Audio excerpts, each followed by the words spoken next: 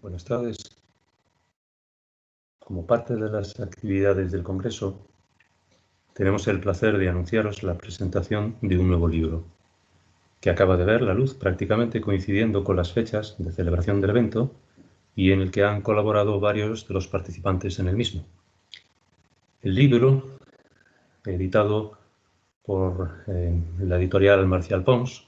se titula Cercana pero distintas: la desigual trayectoria de la industria del gas en las regiones del sur de Europa, siglos XIX y XX, y su edición ha corrido a cargo de los profesores Isabel Bartolomé, de la Universidad de Sevilla, Mercedes Fernández Paradas, de la Universidad de Málaga, y Jesús Mirás, de la Universidad de La Coruña. El embrión del libro se halla en el proyecto de investigación, cuya investigadora principal ha sido y es Mercedes Fernández Paradas, cuyo título es La industria del gas en España, desarrollo y trayectorias regionales 1842-2008. Un proyecto que ha tenido como objetivo principal el análisis del desarrollo de la industria del gas en nuestro país a nivel regional, desde los orígenes del sector, a mediados del siglo XIX, y hasta las postrimerías del siglo XX. En el mismo, además, han participado, además de investigadores procedentes de universidades españolas, algunos otros colegas procedentes de universidades de Europa y de Sudamérica. Sin embargo, el origen último del libro se halla en un congreso internacional celebrado en la sede de la Fundación Naturgy, en Barcelona, los días 9 y 10 de septiembre de 2019, bajo el título Una energía que iluminó el mundo: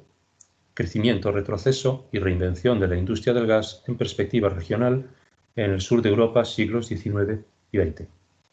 Desde aquí deseamos reiterar una vez más nuestro agradecimiento, expresado ya en su día, a la Fundación por la acogida y las máximas facilidades dispensadas en su momento para la celebración de dicho evento.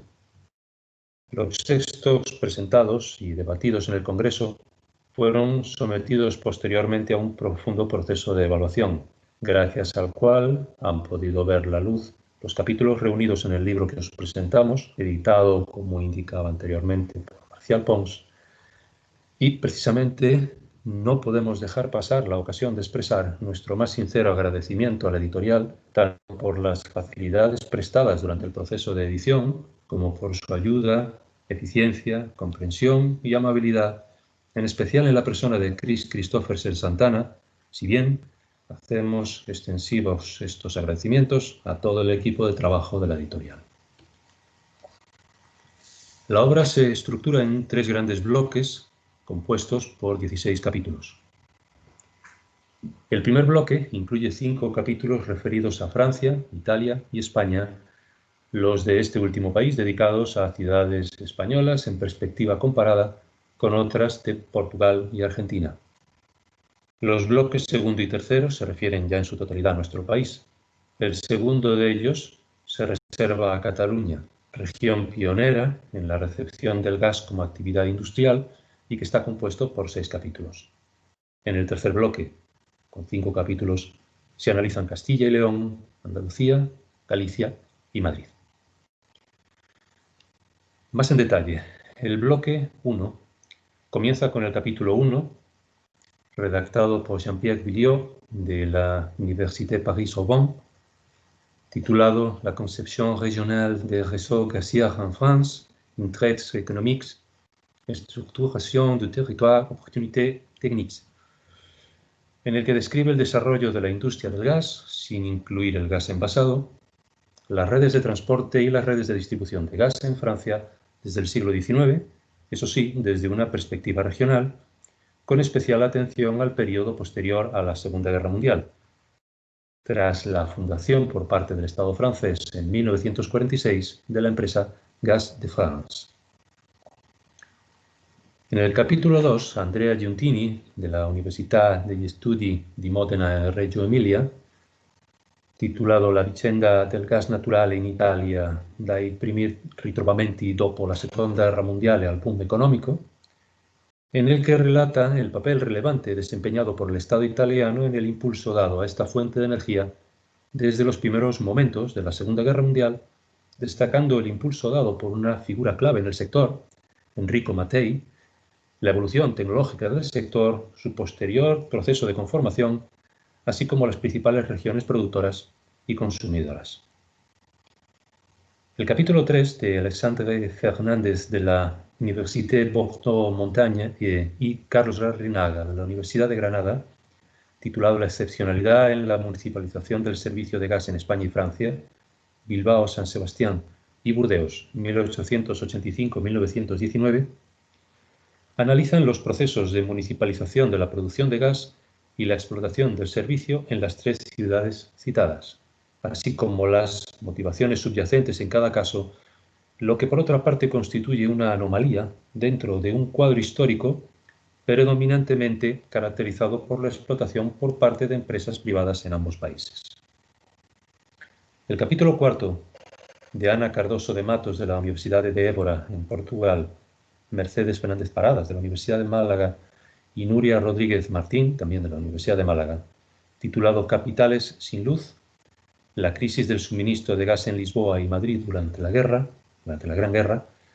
estudian las consecuencias sociales de la grave crisis del suministro de gas provocado por el desabastecimiento y encarecimiento de hulla en Lisboa y Madrid durante la Primera Guerra Mundial, con interrupción del servicio en el primer caso y suspensiones temporales en el segundo, lo que en última instancia explica la crítica actitud de la opinión pública frente al gas. Finalmente, el capítulo 5 de Diego Búsola de la Universidad Nacional de Rosario, en Argentina, titulado La industria del gas en la periferia finisecular en perspectiva comparada, Buenos Aires y Cádiz 1850-1900, examina de manera comparada la introducción y extensión del gas para el alumbrado público en ambas ciudades, centrándose principalmente en la conflictividad, personificada a través de varios resortes, entre las distintas compañías de gas y los ayuntamientos de ambos municipios. El bloque segundo se inicia con el capítulo 6 de Pere Fàbregas Vidal, del ESADE y de la Universidad de Ramon Llull, titulado Los primeros clientes del gas del alumbrado en España, Barcelona 1843-1847, estructuras, categorías y patrones, en donde detalla quiénes fueron los primeros abonados del gas en la capital catalana, desglosando su perfil socioeconómico y la distribución territorial, y poniendo de manifiesto la correlación existente entre su adopción y la naciente modernidad de la sociedad barcelonesa. El capítulo 7 de Ana María Ubanell de la Universitat Autónoma de Barcelona, Emprendedores, técnicos y capitalistas de la industria del gas en Cataluña en el siglo XIX, se centra en la contribución de los técnicos extranjeros en la promoción del gas,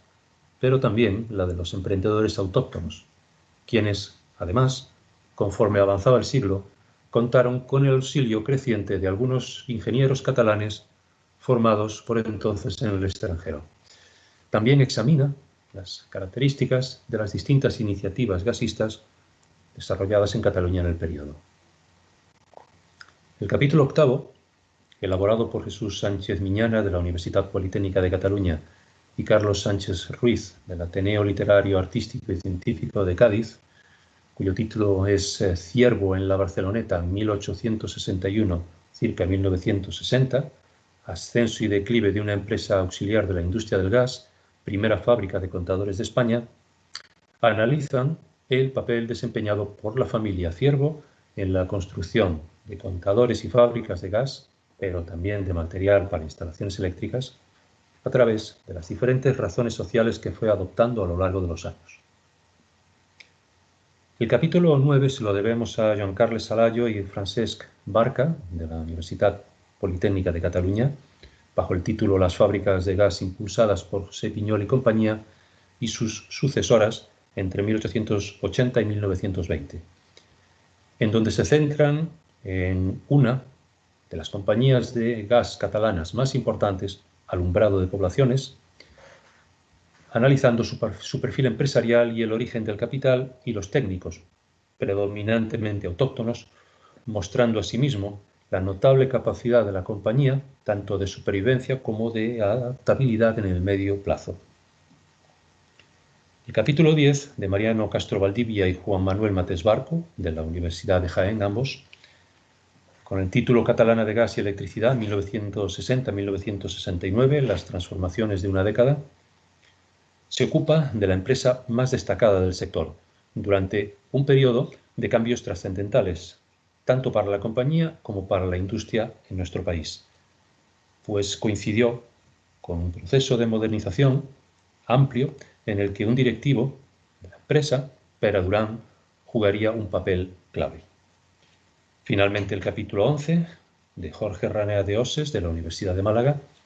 Hitos fundamentales de la historiografía del gas en Cataluña, realiza un recorrido sobre la producción bibliográfica sobre esta temática, sintetizando sus aportaciones más relevantes. Finalmente, el bloque tercero se inicia con el capítulo 12 de Pedro Amigo Román, de la Universidad de Valladolid, bajo el título La industria del gas en Castilla y León antes de la Guerra Civil, las fábricas de Valladolid y de Burgos, circa 1860, circa 1935,